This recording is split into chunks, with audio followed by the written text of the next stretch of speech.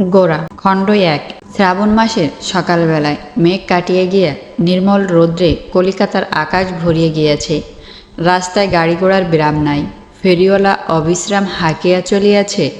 যাহারা আপিসে কলেজে আদালতে যাইবে তাহাদের জন্য বাসায় বাসায় মাছ তরকারি চুপড়ি আসিয়াছে ও রান্নাঘরে উনান জ্বালাইবার ধোঁয়া উঠিয়াছে।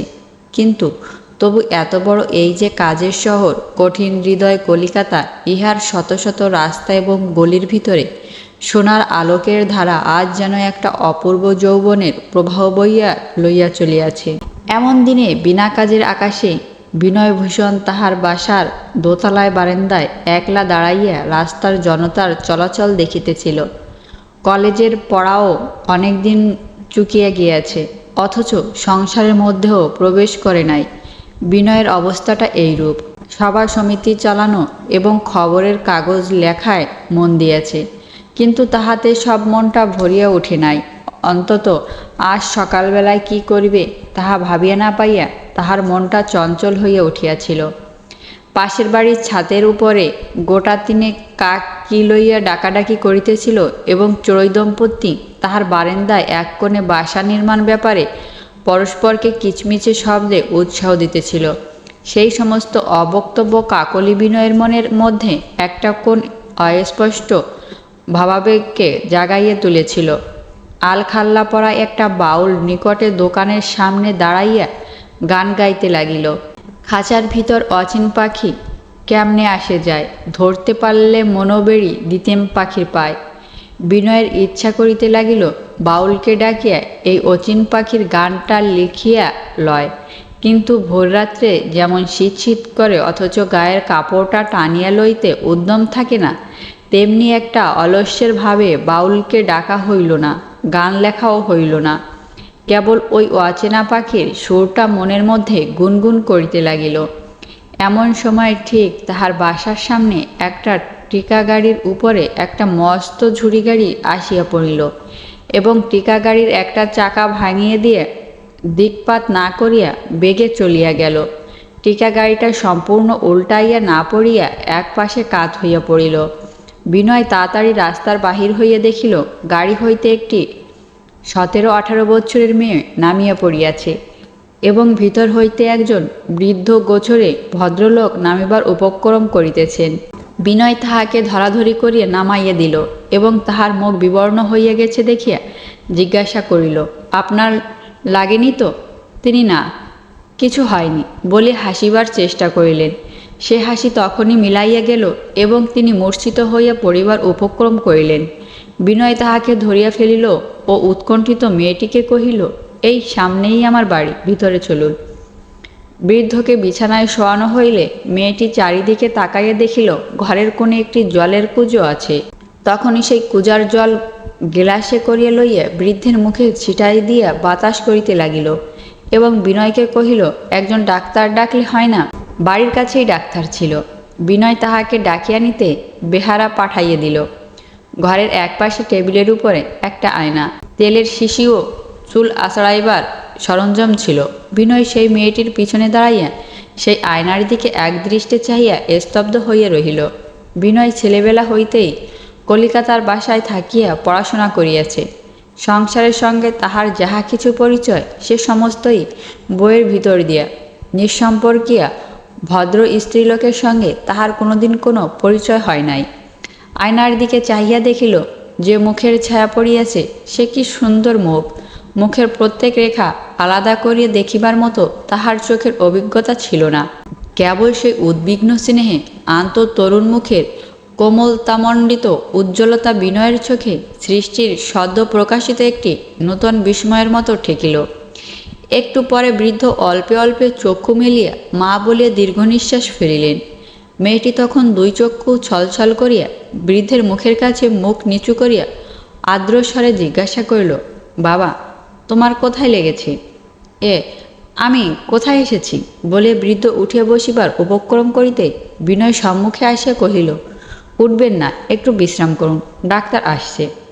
তখন তাহার সব কথা মনে পড়িল ও তিনি কহিলেন, মাথার এইখানটায় একটু বেদনা বোধ হচ্ছে, কিন্তু গুরুতর কিছুই নয়। সেই মুহূর্তেই ডাক্তার জুতা মচমচ করিতে করিতে আসিয়া উপস্থিত হইলেন। তিনিও বলিলেন, বিশেষ কিছু নয়, একটু গরম দুধ দিয়া অল্প ব্রান্ডি খাইবার ব্যবস্থা করিয়া ডাক্তার চলিয়া যাইতেই বৃদ্ধ অত্যন্ত সংকুচিত ও ব্যস্ত হইয়া উঠিলেন। তাহার মেয়ে তাহার মনের ভাব বুঝিয়া কহিল, বাবা ব্যস্ত হচ্ছেন কেন? ডাক্তারের ভিজিট ও ওষুধের দাম বাড়ি থেকে পাঠিয়ে দেব বলিয়া সে বিনয়ের মুখের দিকে চাহিল। সে কি আশ্চর্য চক্ষু! সেই চক্ষু বড় কি ছোট, কালো কি কটা, সে তর্ক মনেই আসে না। প্রথম নজরেই মনে হয় এই দৃষ্টির একটা অসন্দিগ্ধ প্রভাব আছে, তাহাতে সংকোচ নাই, দ্বিধা নাই, তাহা একটা স্থির শক্তিতে পূর্ণ। বিনয় বলিতে চেষ্টা করিল, ভিজিট অতি সামান্য, সেজন্যে সে আপনারা। মেয়েটি তাহার মুখের দিকে চাহিয়া থাকাতে কথাটা ঠিকমতো শেষ করিতেই পারিল না। কিন্তু ভিজিটের টাকাটা যে তাকেই লইতে হবে সে সম্বন্ধে কোনো সংশয় রহিল না।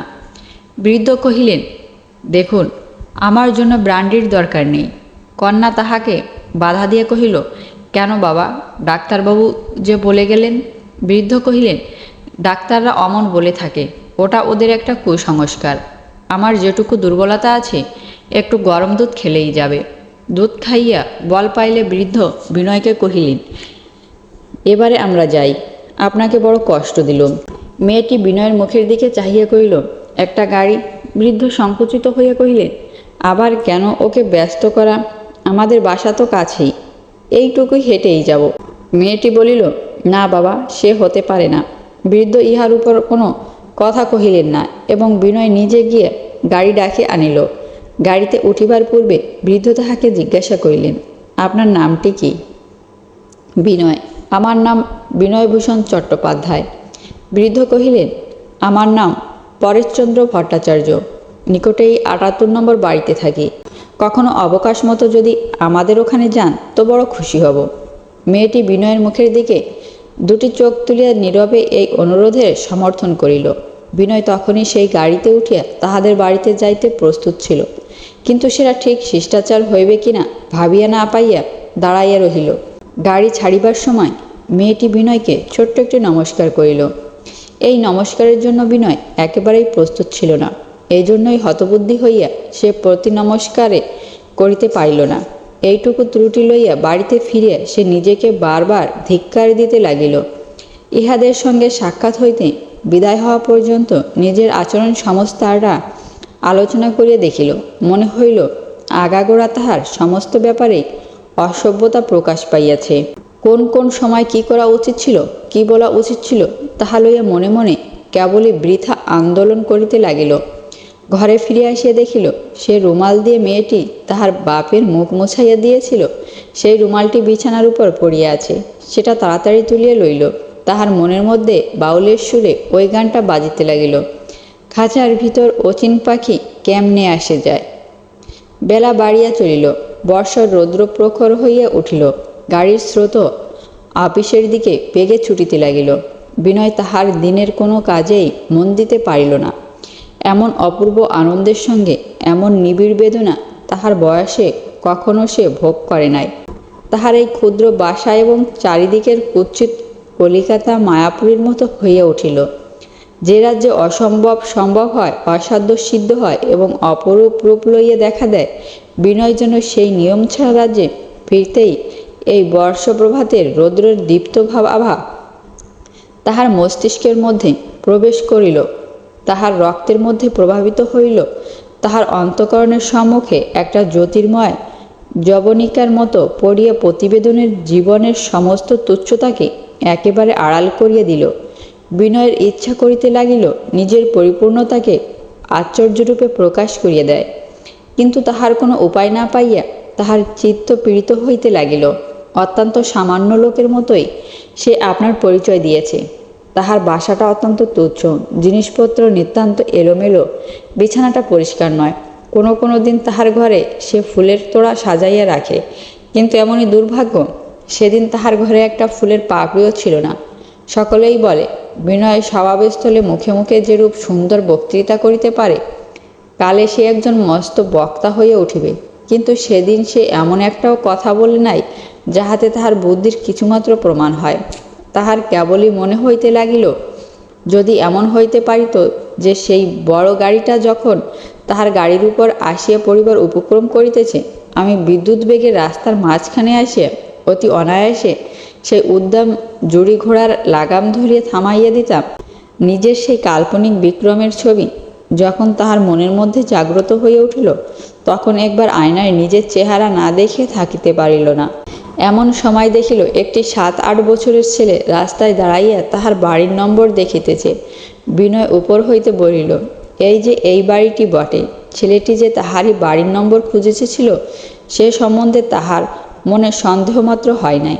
তাড়াতাড়ি বিনয় সিঁড়ির উপর চটি জুতা চটচট করিতে করিতে নিচে নামিয়া গেল। অত্যন্ত আগ্রহের সঙ্গে ছেলেটিকে ঘরের মধ্যে লইয়া তাহার মুখের দিকে চাহিল। সে কহিল, দিদি আমাকে পাঠিয়ে দিয়েছে। এই বলিয়া বিনয়ভূষণের হাতে এক পত্র দিল।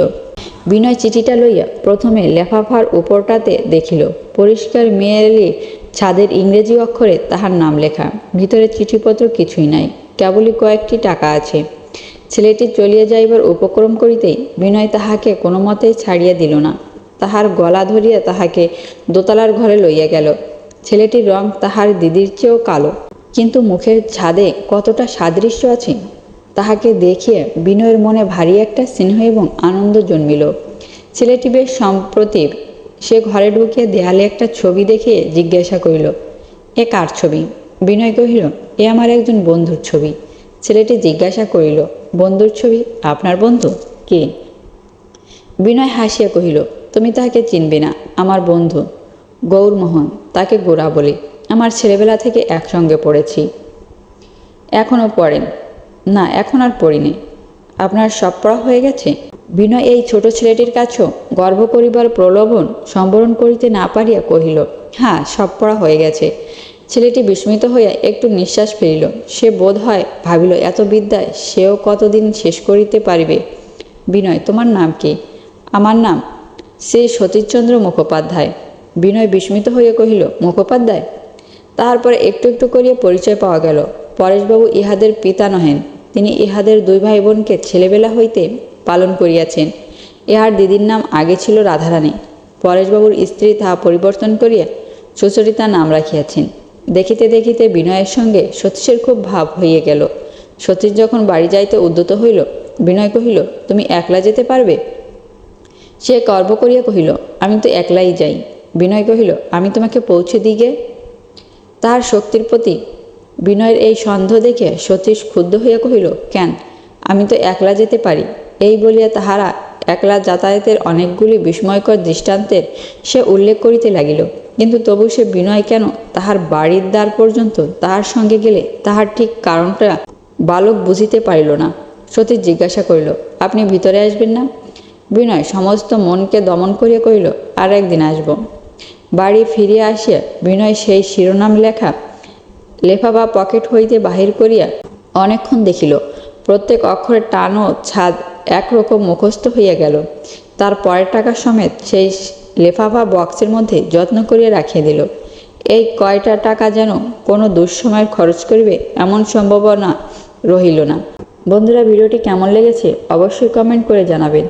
আর পরবর্তী পর্ব পেতে আমাদের চ্যানেলটি সাবস্ক্রাইব করে সাথেই থাকুন। ধন্যবাদ।